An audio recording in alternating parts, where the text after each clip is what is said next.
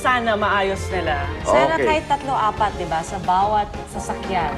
Yun. Ano reaction mo?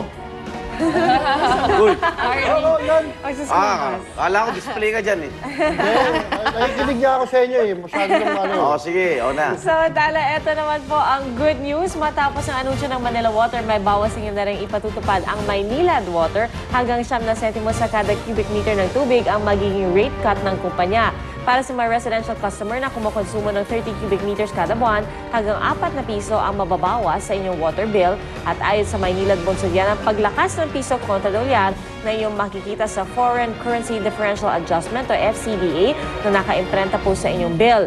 At hanggang Setyembre raw, ipatutupad ng Maynilad ang bawas singil. Ang Maynilad ay nagsaserbisyo sa kanlurang bahagi ng Metro Manila, kabilang po ang Maynila, Western Section ng Quezon City, Makati, Camanava, Pasay, Parañaque, Las Piñas at Muntinlupa. Bukod pa po yan sa mga sinaserbisyo nila mga customers sa ilang bahagi po ng Cavite. Yan ang good news. Sana yung iba may foreign currency differential adjustment din, no? Hindi lang yung tubig. Bawas singil sa lahat. Actually, kuryente meron. So dapat sila rin. Sa Forex, dapat bumaba rin sila. Meron din. At sana nga, yung tubig, kung ano presyo nun, presyo din ng kuryente ngayon. Wish! Kasi maramdaman niya sa tubig eh, di ba? Parang hindi yung mangyayari Dapat yata. dinisin na yung tubig nila. Kulay siya palagi eh. Ha? Kahit pagbawas sila ng presyo, yung tubig nila dapat malinis din kasi palagi kulay O may tsaka. umaamoy na naman sa kilikili mo. Parang kami echo. Para mo konsensya. Malinis daw yung tubig, kaya lang problema yung tubo. Pagdating sa bahay niyo. At ito naman ang pinakahuling balita mula sa Taal Volcano. Nakataas pa rin po ang alert level 2 na status sa Bulkang Taal. Kahapon inabutan ng GMA News ang ilang pamilya sa bayan ng Talisay na lumilikas mula sa kanilang tirahan. Nila pansamantala silang nilipat sa mas malayong lugar mula sa paanan ng nag-aalbrutong bulkan. Hindi naman daw sila natatakot o nagpapanik. Alam naman daw ng mga taga roon ang ilang palatandaan kung sakaling puputok na ang Taal, gaya ng pagiging maligalig ng mga hayop sa gubat. Pero mas inaalala ng mga taga-Talisay ang pag-aaral ng kanilang mga anak. Dahil sa pag-aalburuto ng Taal, hindi pa rin nagsisimula ang mga klase sa Pulo Elementary School at maging sa Kalawit Elementary School sa bayan naman ng Balete. Yung mga residente, nakikiusap po ang mga opisyal, no? Makiisa kayo sa ginagawa. Hindi naman ano yan, voluntary lang yan, parang nakikiramdam lang. Pero tingnan mo, nagsilika sila dahil sa text.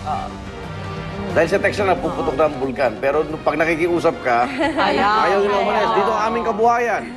Eh nung may kumatat na text, Paniwala. Pero alam nila at your own risk yan eh. Kung gusto mag-stay dyan, kung may nangyari sa'yo, huwag mo sisihin ng gobyerno. Problema, malamang sa malamang sisisihin. Natingi din sila ng tulong. Pero, Exactly. pero yung policy ng gobyerno hindi ganun eh. Parang kailangan mailigtas talaga bawat pinakamaliit na buhay dyan.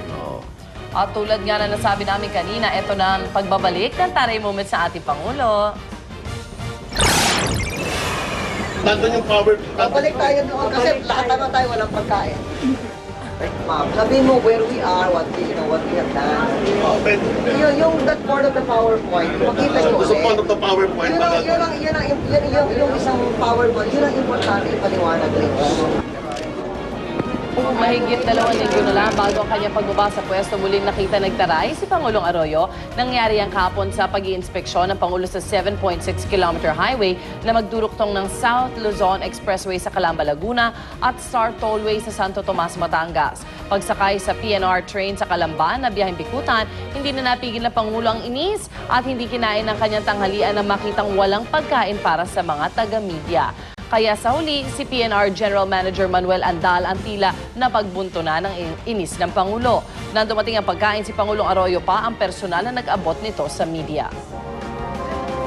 Ayun ang pagiging good host naman, di ba? Nakaya kumakain ka tapos yung mga kasama, hindi kumakain.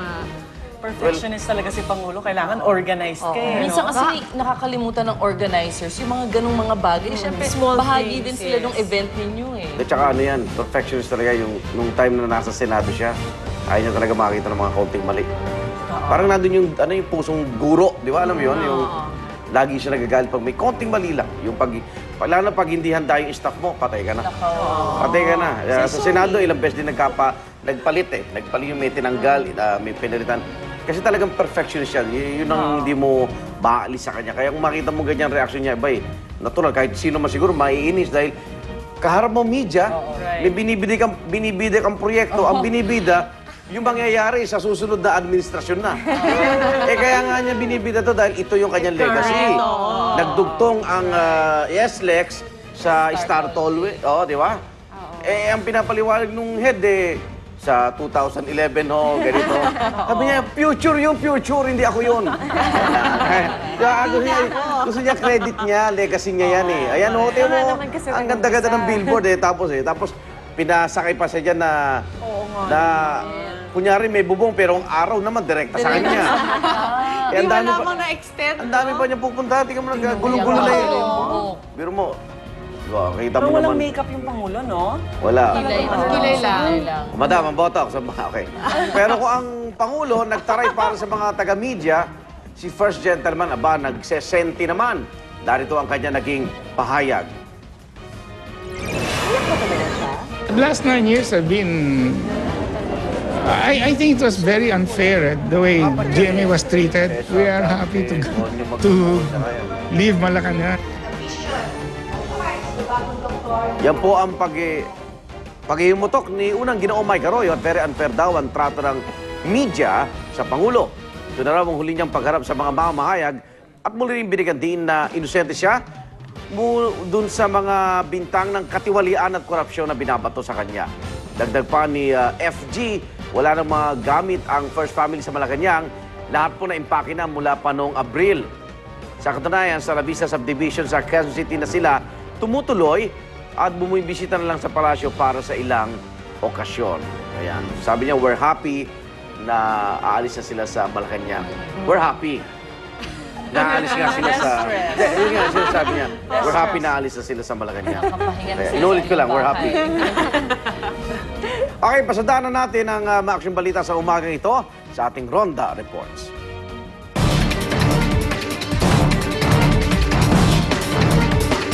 Ronda Report mula sa Pasig City, arestado ang isang pulis matapos siyang malambat sa isang buy-bust operation. Nakuhanan siya ng kilo-kilong high-grade cocaine na nagkakahalaga po ng 20 million pesos. Ang detalye ng balita kaya hati sa atin ni Dante Perelio. Yes, Igan, tiklo nga sa isinagawang buy-bust operation ng mga kagawad ng Anti-Illegal Drugs Special Operations Task Force ng krame ang 49 na taong gulang na si Alexander Estadillo ng San Isidro Village, Makati City. Pasado alas 11 kagabi na mangyari ang entrapment operation sa loob ng Tiendesitas sa Barangay Ugong, Pasig City. Nakumpiska sa kanya ang may 4 na kilo ng hinihinalang high-grade cocaine na tinatayang nagkakahalaga ng 2 milyong piso. Sa paghahulugog ng mga otoridad sa kanyang sasakyan, kung saan ikinarga ang mga droga, nakuha rin ang isang 9mm handgun, 3 magazine at isang posa.